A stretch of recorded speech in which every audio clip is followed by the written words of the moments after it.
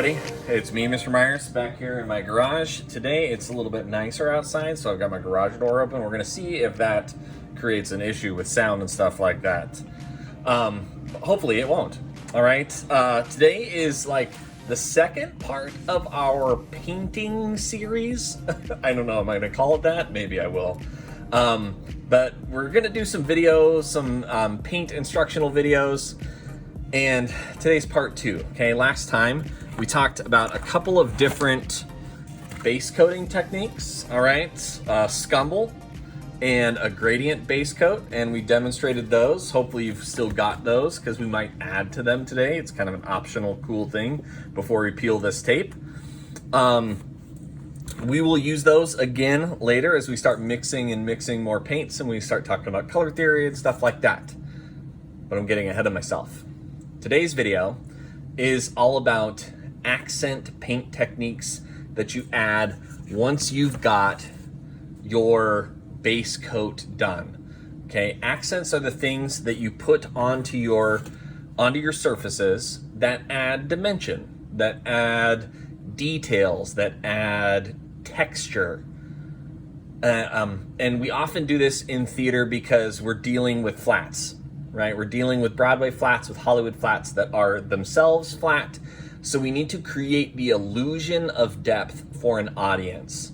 And by mixing these techniques on top of a variant base coat, or even on top of a one color base coat, you can add and create visual detail and visual texture for an audience. So what you're gonna need today, I've got all laid out. Why don't I get into that real quick?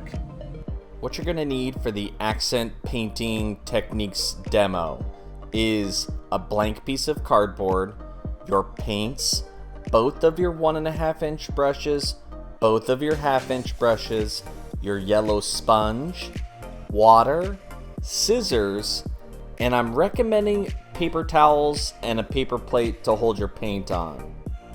I have pictured here your old base coating techniques cardboard. We don't get to that, unfortunately, in this video. I had some technical difficulties, which I explain later.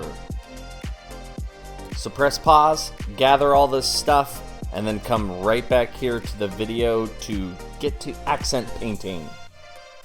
Now that you know what you're gonna need, let's go over the different types of accent textures that we're going to talk about today in this video, and then I'm going to demonstrate for you, and then you're going to show me that you can do in a picture. So first type we're going to do is called a sponging technique. For this, we're going to use this yellow sponge. It is not a specific paint sponge. I will put some pictures of some specific paint sponges here that you can see that would work much better, but for the sake of this, we're going to use this yellow sponge that was in your kit. We're going to talk about dry brushing, which is one of my favorite techniques. And for that, we're going to use our 1.5 inch brush for dry brushing. We'll need both of them. Then we're going to talk about two words that are very similar. Spatter versus splatter. What are those? And to demonstrate them, we're going to need our 1/2 inch brushes. The last thing we're going to do is optional, but I'm going to demonstrate it for you because it's a technique that we use all the time when we are specifically creating a marbled effect. For this today, it's just called detail brushing, all right? And for this today, I'm going to use this brush, which is a like standard kind of paint kit brush that you would get. When we would do this on stage, obviously we would never use a brush this small because details this small from 50 and 80 feet away would never read to an audience in a large scale. So we would use a little larger brush. You might need, you'll need all your colors of paint, even though we're primarily going to be using black and white today. These other colors are for the optional pieces, and we get into spatter versus splatter. The two other types of paint accents that we can talk about that is hard to demonstrate from home, so we're not going to demonstrate them, but I just want to give them a little bit of airtime, is rag rolling. Okay, rag rolling is a really great technique for creating unique and variable texture. What you do is you take a rag or a cloth and you roll it up like this, and you dip the rag into the paint, and then you roll that rag across your surface, and the various areas of the rag that have paint on them will create a pattern. It's kind of a cool technique to do when you're doing big walls, because it gives you like a plastery look to it. It's really neat, but messy, so we're not going to do it at home. The other technique that we're not going to talk about is the use of paint rollers, which I looked around my house and I actually don't even have. What? Use of paint rollers, because there are a lot of different paint rollers, and maybe I'll put a bunch of them over here, that actually have texture built into them that kind of do the work of a rag roll on an actual roller, and you can just roll it right up a wall and it creates like a pattern that will repeat itself. Really cool techniques that maybe we'll demonstrate when we're in person, but at home we're going to leave those off to the side. All right, what else you're going to need today is a large-ish blank piece of cardboard to paint with, and that's it. Let's get into it, shall we? I need to do a little bit of setup and cleanup, and then we'll get into it. All right, for this setup, you just need your blank piece of cardboard, whatever's going to put your paint on, your water. Then you're going to take your sponge and cut it in half. After you cut it in half, you're going to do a little bit of tearing along the long edge, just to give it a little bit of extra texture and some gaps in there. And then you're going to take your paint and get it onto your palette. You're going to need a little bit of black, a little bit of white. Make sure you're shaking up your paints before you put them out there. And then you need 2 colors. I went with yellow and red.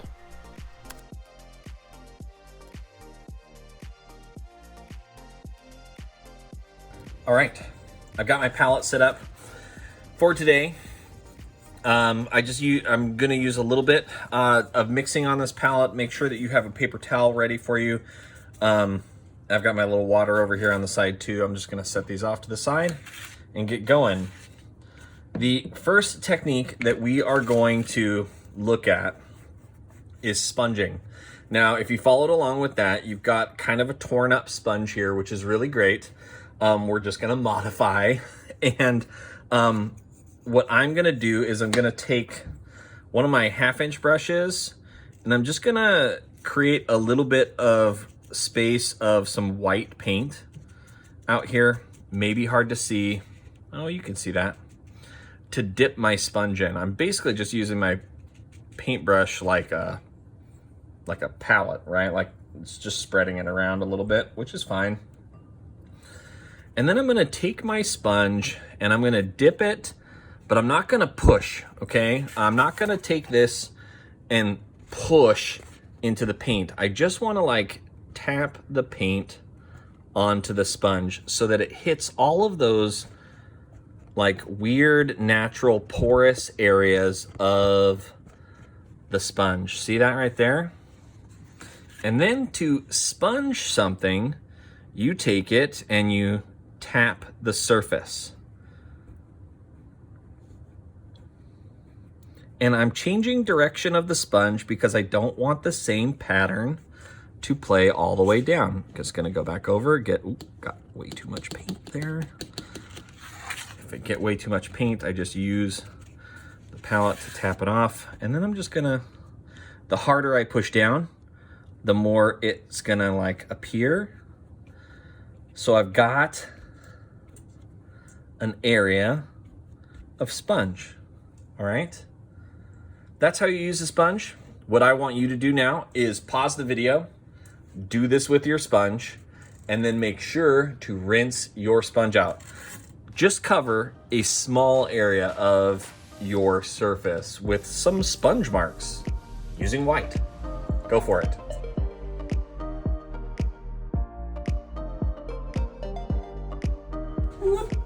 And I'm back. All right. Technique number 2 is called dry brushing. For this, we're going to need our 1.5-inch brush, and we're gonna use black for dry brushing, but I wanna explain what to do or what dry brushing is as a technique first. Hopefully my white is dried or drying since there's not a ton of paint on it and it creates kind of this cool texture. Because we're gonna go right over a little bit of it with our dry brush. So to do dry brushing, what you do is you're gonna use the natural bristles of your brush to create a random streaked pattern down the surface that you're texturing. Dry brushing is an excellent technique for trees. Pretty much like the best technique for trees or wood, creating a false wood grain you do with dry brushing, but there's a lot of other things that you could do with it. You could shadow with it, you can highlight with it, it's great. But primarily in scenic painting, used for trees and tree-like textures. So to do this, you take your brush, you don't want the paint to go way up the bristles. I just need the paint right on the tips of the bristles, and I don't need a lot. So I'm going to just kind of tap the black to get it on the bottom sides of the bristles. If you're using a plate like I am, you can kind of tap off the extra paint on the plate, or if you've got a paper towel, you can tap off the extra bits of paint off of that. Because you don't want, see what I've got here? I've just got a little bit of paint. Because what I do is I take the brush at like a 45-degree angle to the surface, and I just lightly set the brush on and drag down. Drag down. You don't want a lot of paint on there because you want it to appear streaky. Start at the top, work your way down. For dry brushing, you want unidirectional strokes. Unidirectional strokes are strokes that go in one direction from all the way over the surface. You don't want to like start and stop and start and stop and start and stop because it kind of ruins the texture. So you want to like start at the top, drag all the way down. If I need a little bit more paint, I can get it up off of the edge of my brush. These cheap Chet brushes are great for this because you're going to damage the bristles of any brush when you dry brush. And the more I go over a surface, the more randomized the pattern is, but the outcome should look kind of streaky like this. Cool side note technique for this if you're doing trees. A little bit of direction turn can make a knot. So if I start at the top and I swoop around, then I've got like a knot in the wood right here. And you can really create like some depth. You can get some swirl in there. Drag it out. And then I've got like a tree knot, which is kind of neat. Oh no.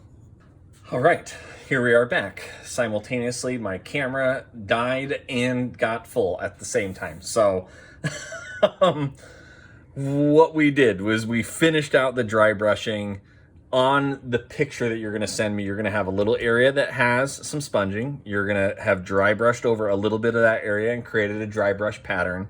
I want you to try to practice this little swirl pattern if you want. Just the light drag and swirl, but your demonstration area should have that on there. Now I have rinsed my black brush out already because it's important to wash your brush always, before moving on to this second to last technique, which is fun, okay? These last two techniques are really fun. This one is the two words that sound very similar, all right? Spatter and splatter. These two words you've probably done before, maybe on accident even, involve taking paint, putting it on the end of the brush, and flicking the paint off of the brush onto the surface. Now, if you're doing like fine art painting, you might see people use like a toothbrush for this, or you might see people like brush the paint off like this and they're flicking the end of the brush. In theater where everything is bigger, that would take a long time for a large surface area. So very often we will put the paint on the end of the brush and we'll flick. And I'm going to show you a technique that you can use to do that. For this, I'm going to use two different colors to splatter and spatter. The difference between the two is that spatter painting with no L takes dry paint on a dry brush and flicks it onto the canvas or onto the surface. Splatter painting takes a wet brush and water and paint together and kind of mixes it into a lighter texture and splatters both the paint and the water from the brush onto the surface, like I just accidentally did in demonstrating that. So that's the difference. One is gonna give you lighter, right? Spatter is gonna give you a lighter texture because there's no water mixed in. And the splatter is gonna give you kind of a more sprayed out texture because the paint itself is thinner in consistency, and the water gets on there as well and might leave little droplets, which is kind of cool. So we're gonna demo both of those. The technique to doing this that I like to use is that I take the brush and I like flick downwards. Now, another way to do this is to like hit the side of your hand to like the hard stop ejects the paint from the end of the brush onto the surface. Now, when you do this, don't flick backwards because you will flick the paint back onto yourself. I've done that before. And then I get a face full of paint. You want to like hit, hit, hit. It's a really kind of easy technique. Be warned, this technique is messy. Make sure that nothing is around your painting surface that you don't want paint accidentally to get on. I'm outside in my shop. In my garage, it's really easy out here, okay? So, cautious. For this first one, I'm gonna load my dry brush up with the red paint. I'm gonna get it again just onto the end. I don't need it way down the bristles. I'm gonna try to like get up as much of that paint on there as I can. I might not even have enough here. And for this, I'm gonna just, whoop.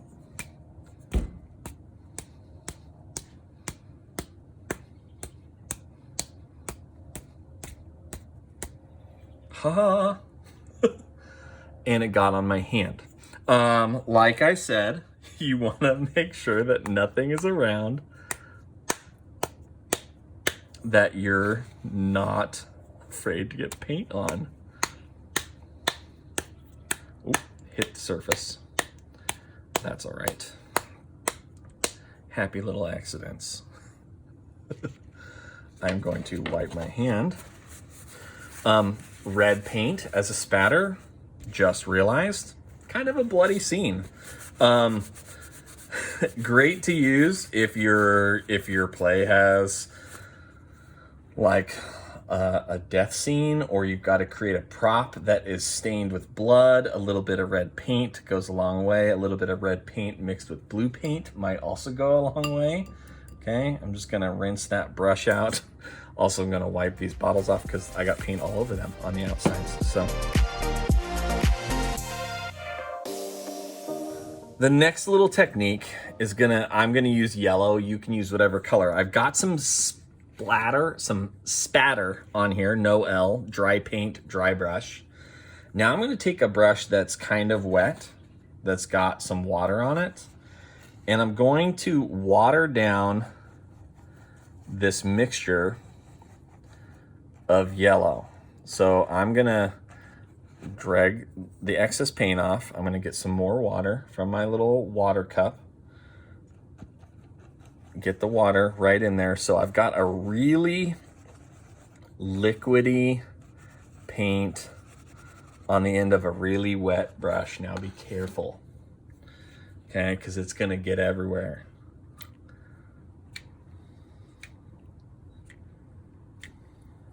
It's literally everywhere. The difference, okay? Look at the difference of the outcome here. You can see it right here, okay? Spatter, small droplets. Splatter, a watered down surface. Now to demonstrate these on your own assignment that you're gonna send me a picture of, I want you to demo them all over the place like this. All right, kind of like send them everywhere, get them out there and try it. All right, so I'm gonna let you do that. I'm gonna do a little bit of cleanup of all this mess that I've got everywhere. Hopefully you don't have a huge mess too. Well, friends, I had something completely else planned, but I had another technical difficulty. My GoPro ran out of battery and it stopped recording halfway through. And this video is already long enough, so your only assignment for this is to demonstrate these 4 techniques: sponge, dry brush, spatter, and splatter on one surface. Take a picture, submit that picture in Schoology, and I'll see you next time for the next round of painting techniques. I'll try not to make that one as long as this one. Take care.